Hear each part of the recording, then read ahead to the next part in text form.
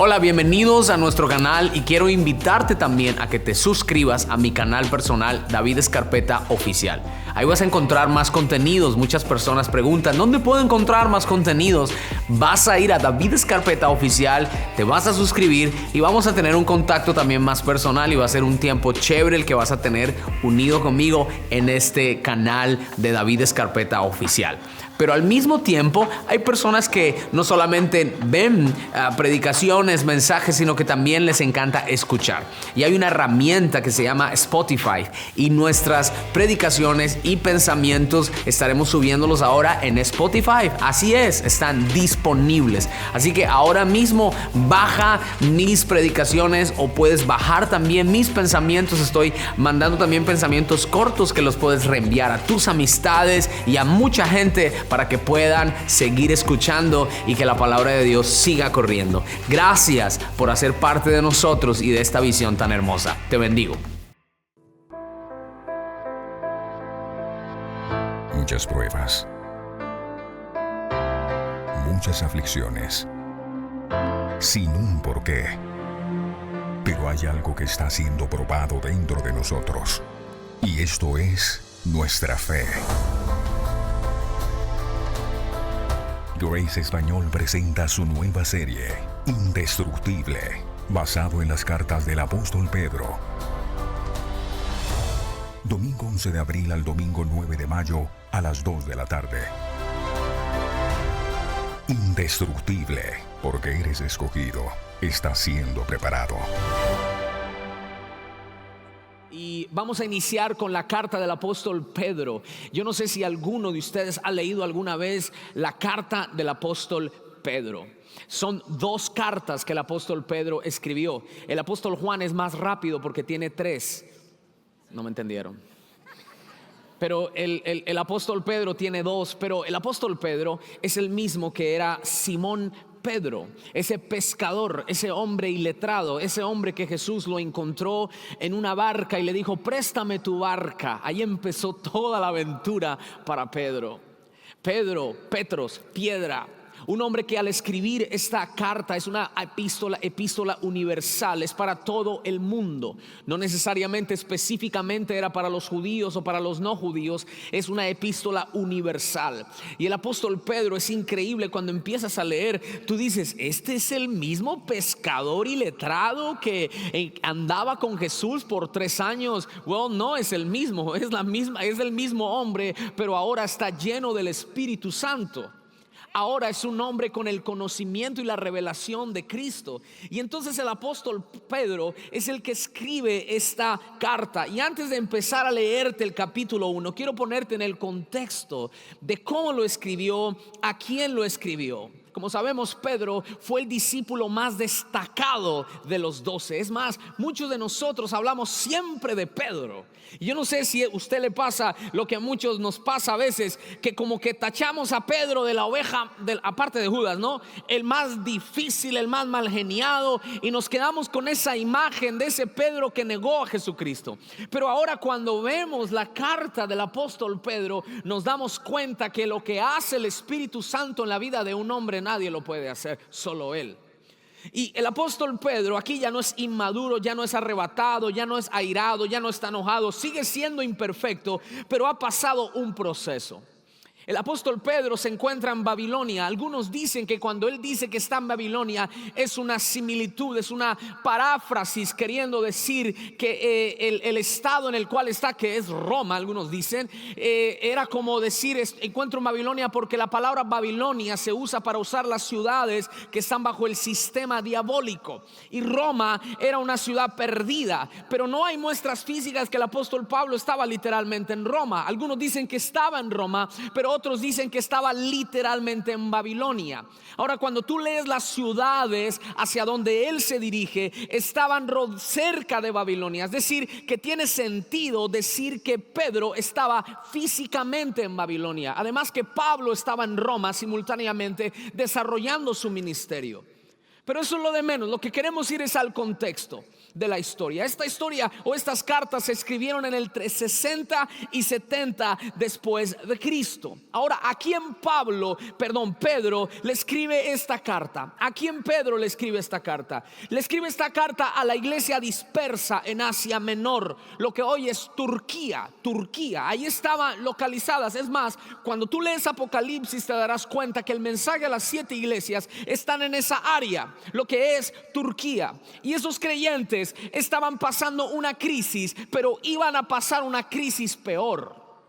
¿Cuál era la crisis? La mayoría de ellos habían sido expatriados, sacados de su patria. Ellos no pasaron el charco o el río por un mejor futuro. No, ellos fueron expatriados, sacados de su tierra, en su mayoría por causa del evangelio. O sea que aquí él no le está hablando a una iglesia light. Él no le está dirigiendo estas cartas a una iglesia lleno de cristinos, sino de cristinos usted sabe lo que son cristinos, sino a una iglesia firme en la palabra y en la fe. Y me encanta que Pedro se le conoce como el apóstol de la esperanza. Alguien diga esa palabra. Así como Pablo se conoce como el apóstol de la gracia y Juan se conoce como el apóstol del amor, Pedro se le conoce como el apóstol de la esperanza. 16 veces menciona en sus cartas la palabra esperanza. ¿Y por qué Pedro es tan insistente en mencionar la palabra esperanza? Porque la crisis que iba a venir, la persecución que iba a venir para la iglesia de esa época iba a ser muy fuerte. Iban a vivir la peor persecución de toda su vida. Pero ellos ya lo sabían, porque Jesucristo les había dicho: bienaventurados sean cuando por mi causa les vituperen, les persigan y aún los maten. Era algo que ellos ya sabían venir. Ahora, déjeme ponerlo en la historia y en el contexto de esta carta. Por 200 años ininterrumpidos la iglesia primitiva fue perseguida. Por 200 años, empezando con Nerón. Nerón fue uno de los más fuertes detractores de la iglesia. Bajo el gobierno de Nerón murió y mataron, asesinaron al apóstol Pedro y al apóstol Pablo. Fue bajo Nerón que Roma se incendió. Hubo un incendio en toda la ciudad de Roma en el año 64 después de Cristo. Y fue Nerón el que usó eso como excusa para culpar a los creyentes, y los culpó por eso, y se desató una cantidad de asesinatos. Pero después de eso vino Decio. Decio en el año 249 al año 251 ordenó matar a los líderes de la iglesia. Los líderes, y muchos miles de líderes fueron asesinados. Luego, más adelante, solo estoy resaltando los más importantes de que hubo de estas 10, porque fueron un total de 10 persecuciones en 200 años. Después vino a Valeriano en el 257 al 260. Él hizo que se levantara una ley, ya no solo para matar a los líderes, pero ahora matar a los creyentes. Yo no sé si usted ha escuchado lo que dice la palabra del Señor, que nosotros muchas veces lo decimos: el que confesare con su boca que Jesucristo es el Señor, este será. Ok, nosotros lo decimos en la comodidad de nuestra silla, con un aire acondicionado, con un celular en el bolsillo y con dinero en una cuenta de banco, cuando después sabemos que nos vamos a ir a comer una buena carne asada. Pero la iglesia primitiva sabía que el solo mencionar el nombre de Cristo y decir yo creo en Jesucristo le representaba la muerte. Para ellos el evangelio no era un juego. Para ellos el evangelio no era ir a la iglesia cada 8 días. Para ellos el evangelio de Cristo representaba sacrificar su propia vida. Es por eso, bajo el gobierno y la persecución de Valeriano, que se quedó sin nariz, él mandó asesinar a miles de creyentes. Después de él vino otro que se llamó Diocleciano. Nunca le ponga ese nombre a sus hijos, por favor. Y la persecución de Diocleciano fue terrible, porque Diocleciano mandó destruir las iglesias, los templos, y mandó a quemar y a destruir todo lo que tenía que ver con las escrituras. Se levantó un odio en contra de los cristianos. Pero algo poderoso que me llama la atención es que todo esto fue después de que Pedro escribió su carta. O sea, cuando Pedro le dice a la iglesia las pruebas que han de venir, era algo que iba a venir, era una persecución que iba a venir. Me pongo a pensar que muchas veces Dios nos da una palabra para algo que ha de pasar, pero no nos cae el 20 hasta que no pasa. Hello. Dios estaba preparando la iglesia para una persecución muy fuerte que iba a venir. Y algo que me llama la atención es que aunque muchos de ellos murieron, la intención era destruir la fe, pero en medio de la persecución no pudieron destruir la fe, porque aunque físicamente el cuerpo de miles y cientos de miles de creyentes fue quemado, fue traspasado, fueron cortados, fueron atravesados, ellos tuvieron una fe. Escúcheme bien. Por la fe de ellos es que nosotros estamos aquí hoy.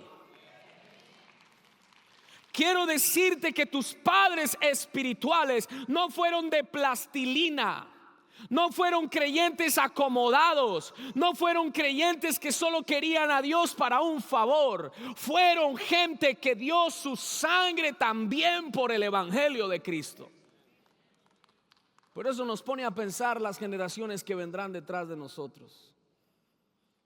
El otro día hablaba con mi suegro, el pastor Cañas, y él me decía a mí, yo me he puesto a pensar que si todos nosotros, esta primera línea de pastores, fuéramos muertos, ¿qué se esperaría de la juventud de hoy?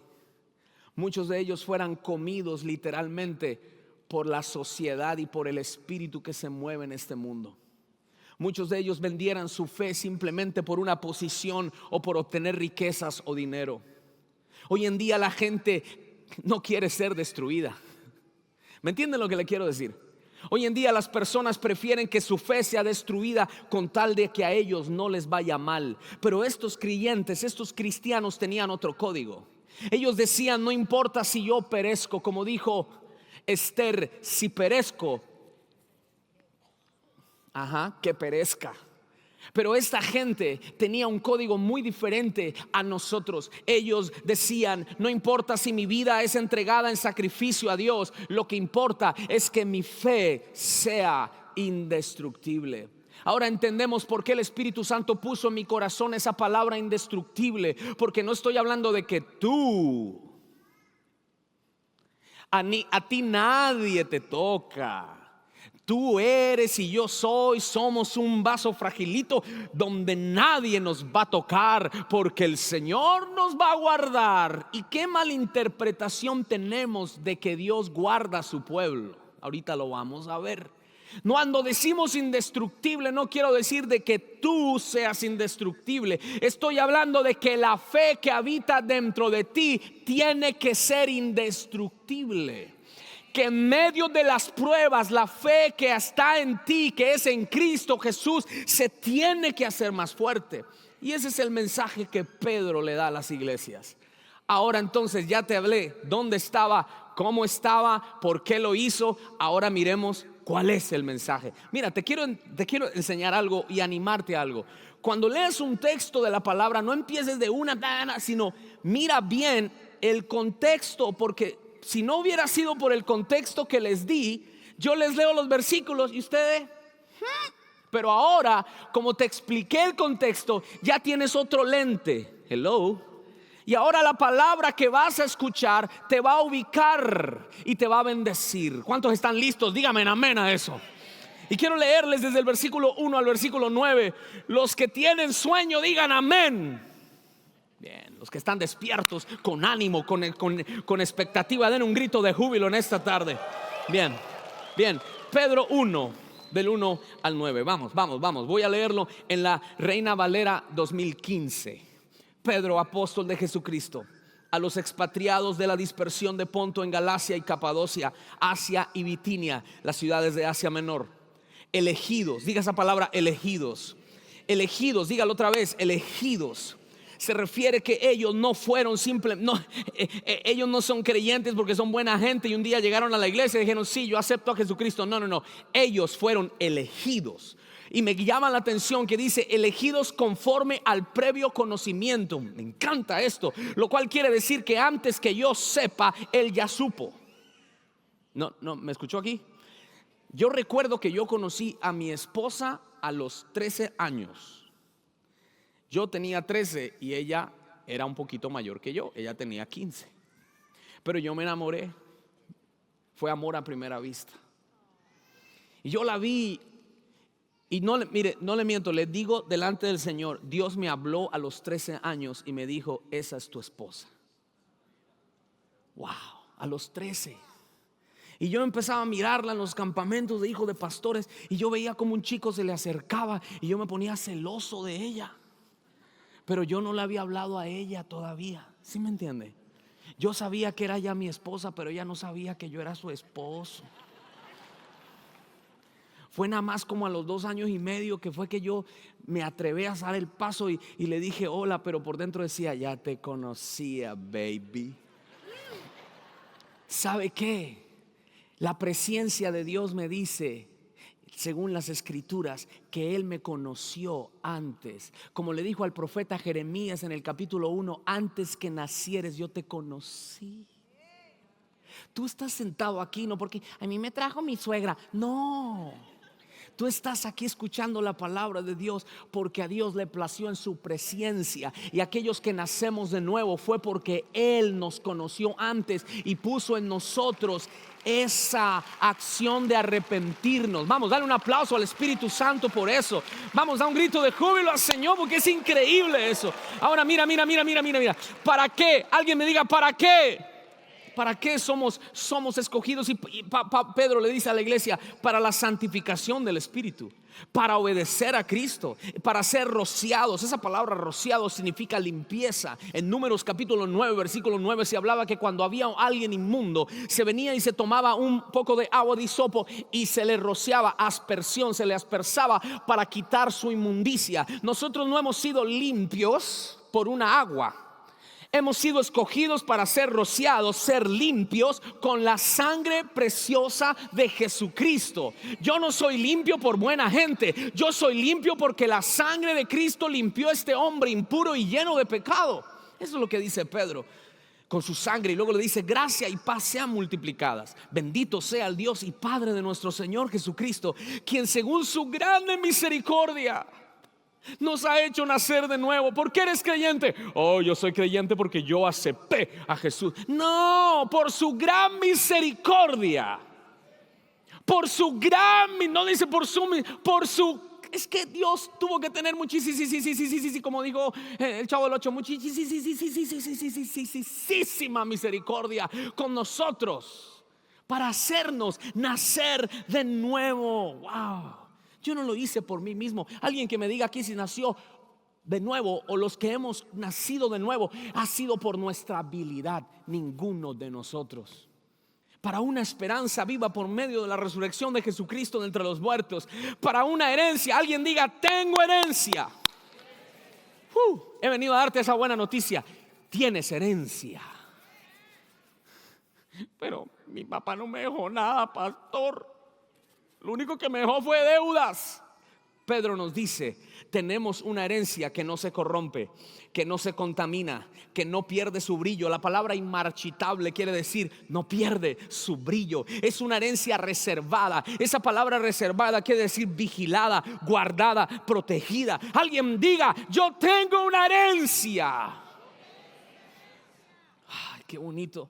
Reservada en los cielos. Y luego dice, mira esto, no solamente la herencia que Dios tiene para sus hijos está reservada, sino que Dios guarda a sus hijos aquí para la herencia que Él tiene para ellos. Es decir, la herencia que Dios tiene para sus hijos no es una herencia como muchos millonarios le dejan herencia a sus hijos, pero no preparan a sus hijos para la herencia. Por eso cuando sus hijos toman la herencia, la despilfarran. No, Dios es un Padre excelente. Él tiene una herencia reservada para David Escarpeta en los cielos, pero Él está preparando a David Escarpeta en la tierra para que cuando llegue esa herencia, David Escarpeta esté pleno y completo para recibir esa herencia.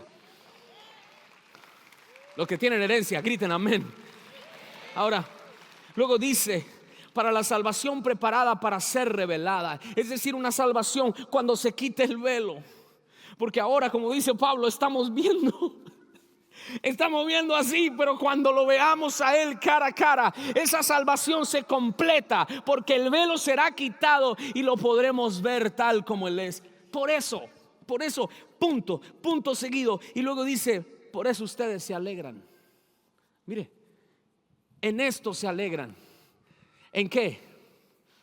¿En qué? No, ¿en qué se alegran? A ver, Iglesia Grace Español, Iglesia Grace Online, ¿en qué me alegro? No, me alegro que me va a llegar un cheque de $5,000. No, me alegro que mis hijos llegaron al college. Me alegro que, amén, alégrese por todo eso, está bien. Pero hay esas alegrías son temporales. Pero hay una alegría que es eterna. Yo me alegro por sobre todas las cosas. Me alegro en que tengo una herencia en los cielos. Me alegro en que he nacido de nuevo. Me alegro en que he sido elegido me alegro. ¿Alguien está alegre hoy? Entonces Dios te dice, muéstrame tu alegría, muéstrame tu alegría, muéstrame tu alegría. Escucha, recibe esta palabra. No dejes que la crisis temporal te quite el gozo eterno. Cuando tú te amargas por las pruebas de la vida, le estás diciendo a Dios, lo que hiciste por mí no is not enough. Pero cuando tienes pruebas temporales, pero tienes el gozo del Señor porque tu mirada está puesta en lo eterno, le estás diciendo a Dios, tu salvación vale más que cualquier otra cosa. Eso es lo que Pedro está mencionándonos hoy, lo que el Espíritu Santo nos está hablando. Y luego dice, ponme el texto, a pesar de que por ahora no es necesario. ¿Para qué? Parece que no están leyendo conmigo, porque si estuvieran leyendo se darían cuenta que ya yo leí mal. A pesar de que por ahora no es necesario. No, David, no lo diga, por favor. Sí, alguien diga, es necesario. ¿Cuántos están en pruebas? Levante la mano que está en prueba hoy. Diga, yo tengo una prueba. Mire, yo creo que todos estamos en prueba. De alguna u otra manera Dios te está probando. José, ¿estás en una prueba hoy? Yo estoy en una prueba. Así que el que dice, yo no estoy en prueba, a lo mejor estás en prueba y ni te has dado cuenta. ¿Cuántos están en prueba hoy? Déjeme decirle una palabra profética poderosa, muy diferente a la que muchos profetas hoy dicen. Porque muchos profetas dicen, se acabó tu prueba, pero no es Biblia. La Biblia me dice otra cosa. Entonces yo no sé si creerle a la Biblia o creerle al hermano. La Biblia me dice,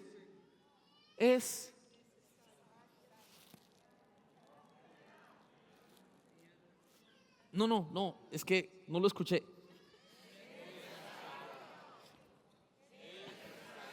Yo me acuerdo que yo estaba en primaria.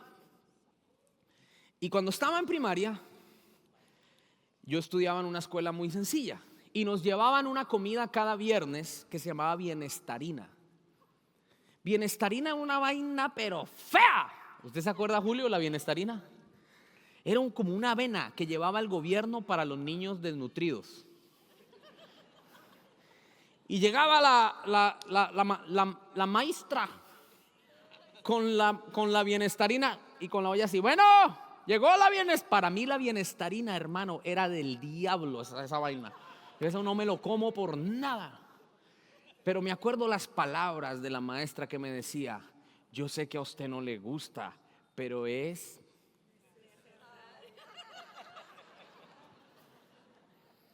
Tápese la nariz y abra la boca.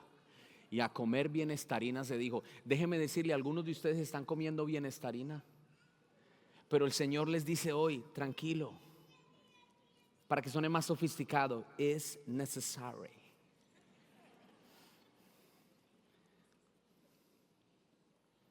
Porque es necesario que estén tristes, contristados, afligidos para siempre. No. Momentáneamente, por diversas pruebas, para que la prueba de su fe, más preciosa que el oro que perece, aunque sea probado con fuego, sea hallada y se encuentre digna de alabanza. Dale un aplauso al Señor.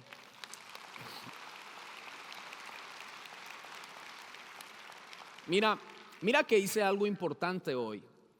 Y aunque a lo mejor no voy a completar los puntos que te traje, pero te llevé a leer el texto bíblico y del texto bíblico ya aprendimos.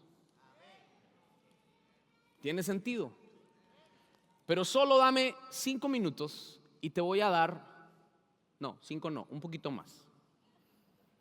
Dame 7 minutos y te voy a dar 5 principios que aprendí que ya no te los tengo que explicar porque ya te los expliqué. Solo quiero que lo escribas. Primer principio: somos escogidos para recibir una herencia. Escríbelo. Somos escogidos para recibir una herencia. Esto está en el versículo 4. Para que recibamos una herencia incorruptible. Ahora, para eso hay que nacer de nuevo. Hello. ¿Hay que qué? Hay que nacer de nuevo. Para eso hay que ser limpios. Por eso Pedro dice, han sido rociados. Para eso somos guardados. Ya se los expliqué. Diga conmigo, yo soy guardado. Ahora, esto es importante. Para eso también somos procesados. Por eso el segundo principio es este. El primero es: somos escogidos para recibir una herencia. El segundo es este, anótalo: somos escogidos para ser procesados. Si ve, nadie lo dijo. Dígalo. Somos escogidos. Ahora, dígalo personalmente: soy escogido. Ahora, es algo que la iglesia de hoy casi no lo entiende. Porque no es lo mismo decirte: eres escogido para grandes cosas. ¡Amén! ¡Aleluya! Pero cuando alguien te dice: hey brother, has sido escogido para ser procesado. ¿Por qué escúchame? Es necesario que entiendas esto, porque si no lo entiendes por la revelación del Espíritu Santo, vas a seguir quejándote. Si no lo entiendes por el Espíritu Santo, cuando tengas pruebas, vas a querer venir a la iglesia a reclamar, a hacer el reclamo y ir a la oficina de reclamos. Cuando vengan pruebas, vas a negar la fe. Pero cuando por revelación del Espíritu Santo entiendes que cuando tienes pruebas hace parte de tu elección, de que es decir que has sido elegido para eso, te vas a alegrar. Soy escogido para ser procesado. La iglesia de esa época perdieron todo por causa de Cristo. Y déjame decirte algo: los que estaban recibiendo esa palabra la tenían clara. Diga eso conmigo: la tenían clara. ¿Sabe qué, Paco? Las cartas de Pedro para la iglesia de esa época no era como para nosotros hoy la Biblia. Ellos anhelaban recibir la carta, la palabra de Dios. ¿Me entiende acá? Para ellos, cuando abrían el pergamino y leían las cartas del apóstol Pedro, ellos, yo creo que lloraban, yo creo que gritaban de alegría. Lo que es este libro para nosotros hoy arcaico, y para muchos que lo tienen debajo de la cama y después no lo encuentran cuando vienen a la iglesia, para ellos era lo más anhelante que podía haber en la vida. Por eso, cuando ellos reciben esta palabra de Pedro diciéndoles: chicos, ustedes han sido elegidos para ser procesados, ellos se alegraron con gozo y dijeron: yes. Alguien dice: están re locos. Pues sí, están re locos. Porque uno tiene que ser sobrenatural para entender que las pruebas hacen parte de la vida y alegrarnos en medio de ellas. Y yo he venido a profetizar sobre ti en esta tarde que viene una unción del Espíritu Santo que va a hacer que te alegres en medio de las pruebas que puedas tener. Y la gente te va a mirar y te va a decir: what's going on with you? Y tú le vas a decir: es que tengo una herencia en los cielos y estoy siendo procesado por Dios. Vamos, dale un aplauso fuerte. Ahora escucha esto, escucha. Ponme esta frase: una herencia indestructible requiere una fe indestructible, y una fe indestructible requiere pruebas inevitables. A ver, léalo. Parece como 3 tigres comieron en 3 tristes platos. No, tiene orden, está coordinado, está bien preparado. A ver, levante su mano, dígalo. Una herencia.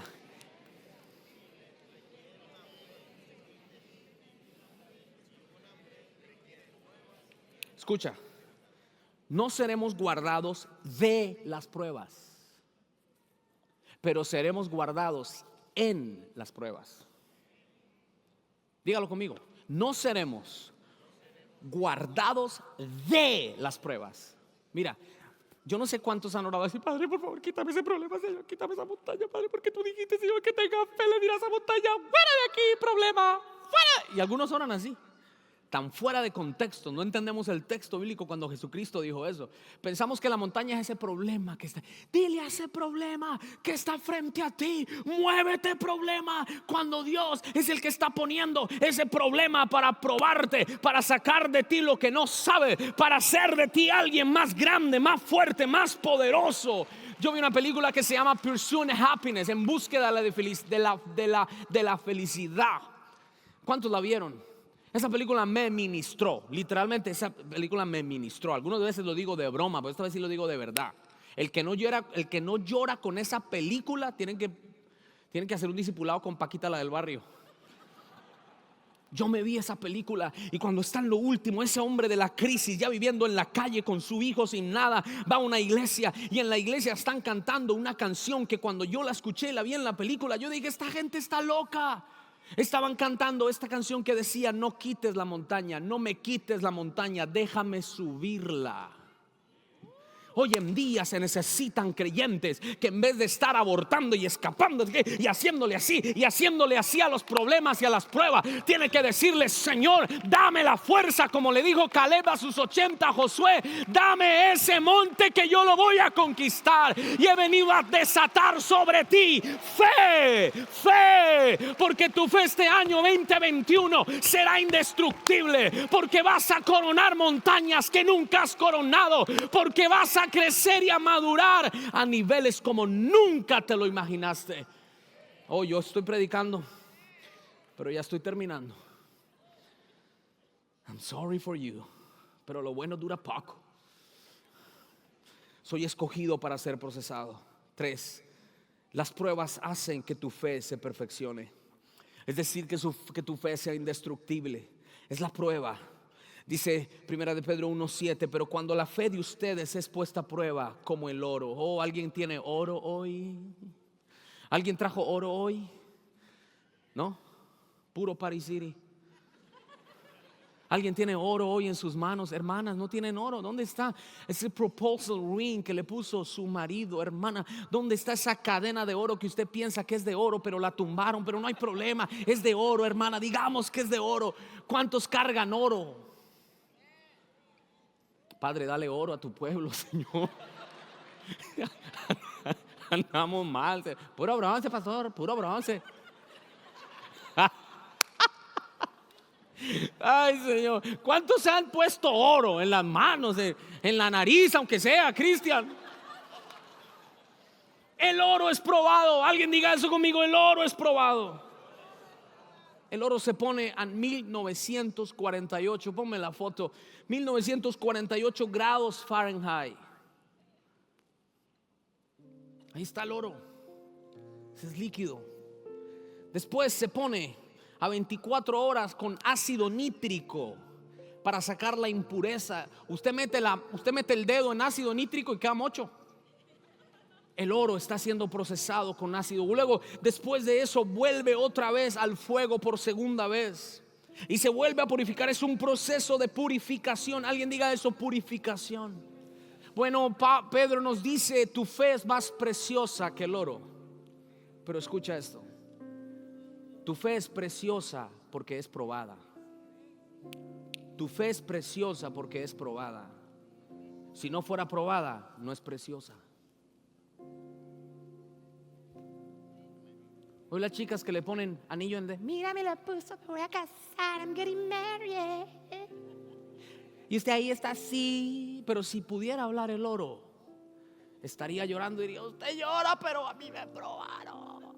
Por eso la palabra que usted dice, piedras preciosas, suena tan bonito, pero vaya al proceso. El proceso no es precioso. El proceso no es precioso, pero el resultado sí lo es. Déjame repetirte eso. Lo que estás viviendo hoy a lo mejor no es precioso, pero tu fe está siendo preciosa.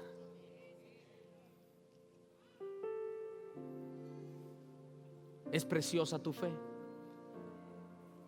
Yo no sé, David, yo no sé si tengo fe. Get ready, porque en medio del fuego tu fe se hace preciosa. Número 4. Y esto fue lo que el Espíritu Santo me habló que ministrara hoy. Y voy a dejarlo aquí. El saber que soy escogido me libera de la culpabilidad. Diga eso conmigo. El saber que soy escogido me libera de la culpa. Otra vez, vamos, dilo.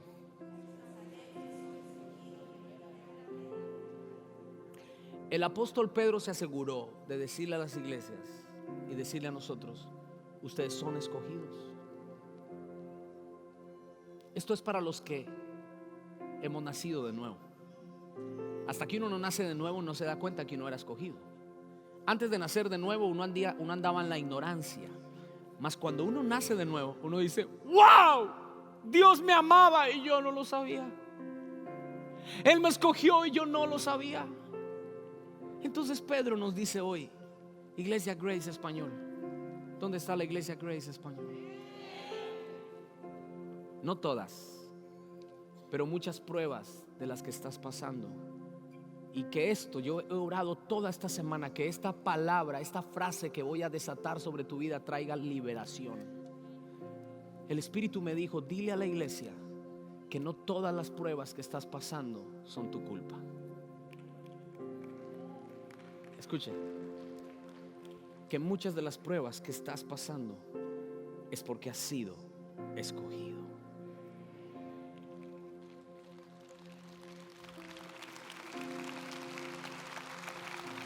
Pastor David, ¿de dónde saca eso? De la Escritura. No te lo acabo de leer. Escogidos según la presciencia de Dios, para ser santificados y rociados por la sangre de Cristo, para que se alegren en una herencia que ha sido preparada para ustedes, aunque les es necesario pasar por pruebas, para que su fe, siendo probada como el oro, brille y resplandezca y sea hallada cuando Cristo venga en gloria y en alabanza. Una fe que brilla más que el oro. Así que las pruebas que muchos justos están viviendo hoy, deja de culparte por esa prueba. Míreme acá. Hay 3 posturas en la iglesia moderna. La primera es el amor y la idolatría al sufrimiento. Tienes que estar llorando, tienes que estar triste, y entre más triste y más llorando y más queja, más santo. Eso no es bíblico, porque lo bíblico es que yo estoy alegre en medio de las pruebas. El gozo del Señor es mi fortaleza. Todo lo puedo en Cristo que me fortalece. Aun cuando la higuera no dé fruto, ni haya alimento, ni haya vacas, con todo me alegraré en Jehová y me gozaré en el Dios de mi salvación. Lo bíblico es alegrarme en medio de las pruebas. Pero hay otra postura moderna que quieren y pretenden y predican que los cristianos tienen que ser como Superman. Que si hay una enfermedad empiezan a buscar el culpable. Y les pasa a los de los fariseos, cuando este chico ciego nació ciego y todos empezaron a buscar la maldición, el culpable, esto y lo otro, hasta que Jesucristo les dijo: no, la culpa no es de nadie, fue así para que Dios sea glorificado. Entonces déjame decirte esto: no caigas en el error de que si estás pasando una prueba empiezas a sentirte culpable o empiezas a buscar culpables. Cuando tengamos pruebas y estemos siendo probados en el fuego por Dios, recordemos que hemos sido escogidos por Él y que hace parte del plan. Y cuando yo entiendo eso, el espíritu de culpabilidad ya no tiene dominio sobre mi vida. Y yo he orado para que seamos libres del espíritu de culpa. Tan lindo, pastor. Es fácil predicar cuando uno es así hermoso y bello como usted y joven y todo. No critique. Usted no conoce la historia, porque las heridas están debajo del traje. ¡Aú! Disfruta el camino. Eso es lo que le dicen por ahí en un retiro de hombres que fui. Uno pregunta cualquier cosa y le dice: disfruta el camino. Disfruta el camino. Y el camino no está tan divertido, porque es sol, hambre, y en la noche es frío. Pero todo el mundo le dice: disfruta el camino. ¿Sabe qué? Eso vino de Dios. He venido a decirle hoy: disfrute el camino, porque hay un solo camino. Jesucristo es el camino. Y si Él está contigo, disfrútalo. ¿Sabes? Termino diciéndote esto. Yo he tenido pruebas a nivel familiar, pero una de ellas fue hace 3 años. Estábamos en Guatemala. Un saludo a los iba a decir los ticos. Has perdido yo. Ticos son los de Costa Rica. Un saludo a los chapines. Estoy rodeado de chapines. Ya vienen a pegar aquí. Estaba en Guate y estábamos de vacaciones con mi familia. Estábamos en la Antigua.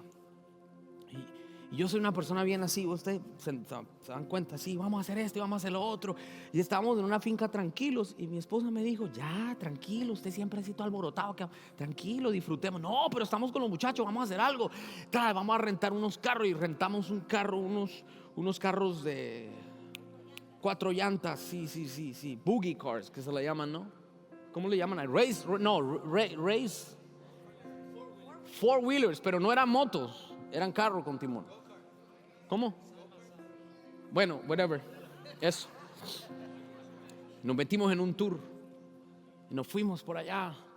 La idea era llegar al volcán, y en una de esas mi esposa estaba manejando uno y Natanael, mi hijo segundo, estaba con ella, y yo estaba detrás con mis otros hijos. Y subiendo subiendo la montaña, mi esposa dio una vuelta, el carro se volteó completamente.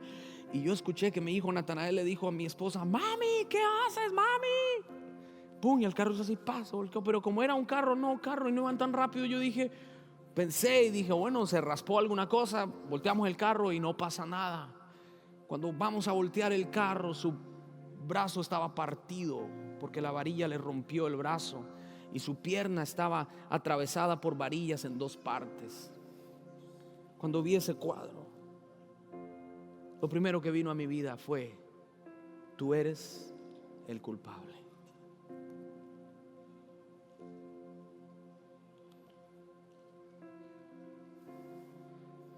Nos tuvimos que ir a la clínica.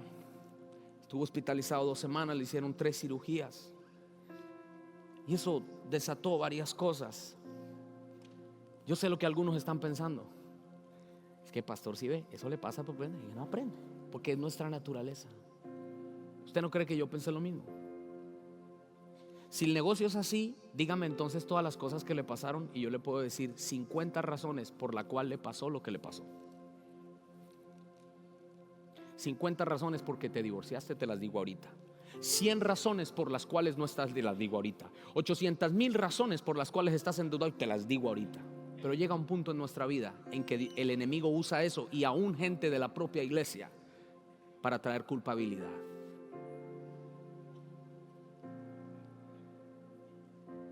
Y yo y mi esposa estábamos, crisis, y yo me sentí culpable por eso.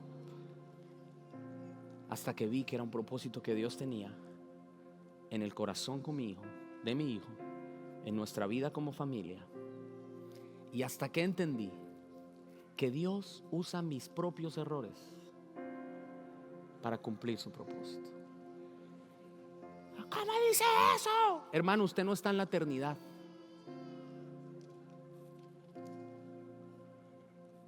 Pero cuando tenemos el Espíritu de Cristo en nosotros y entendemos que hemos sido escogidos, Dios usa nuestros propios errores para restaurar nuestras propias vidas. Porque si Él no lo hiciera, no fuera Dios. ¿Tú no crees que Dios conoce tu futuro? Él ya lo sabe. ¿Y no crees que Dios conoce los errores que vas a cometer? Él ya lo sabe, aunque tú no lo sepas. Pero Él es Dios. Él te ha escogido a ti en su preconocimiento. Sin que tú lo sepas, Él ya lo supo. Por eso tienes que descansar, que tu vida está en las manos de Dios. No quiere decir, vamos a cometer errores, pues. Voy a cambiar la que tengo de 50 por 2 de 25 porque el Señor conoce mis errores. No. Lea los versículos que siguen después. Luego el apóstol Pedro dice: por esa razón sean santos, porque su Padre es santo. Por esa razón vivan una vida santa, porque su Padre es santo. Por esa razón que has sido escogido, ser responsable con la vida que Dios te ha dado. Vamos a dejar ahí porque ya los aburrí. Pero creo que Dios hoy ha hablado a nuestras vidas. Mire la diferencia de traer un bosquejito a que la palabra misma te atraviese tu alma. Mira la diferencia de traerme algo que yo me ocurrí, que se me ocurrió, que yo me ocurrí. Padre, ayúdame a hablar. Que se me ocurrió, a que por la luz de la palabra tú veas lo que la palabra es capaz de hacer en tu vida. Quiero animarte a que esta semana te comas el resto del capítulo 1 y que empieces a leerte el capítulo 2, porque hoy es solo el comienzo de lo que Dios empezará a hacer con nosotros en el transcurso de estas semanas.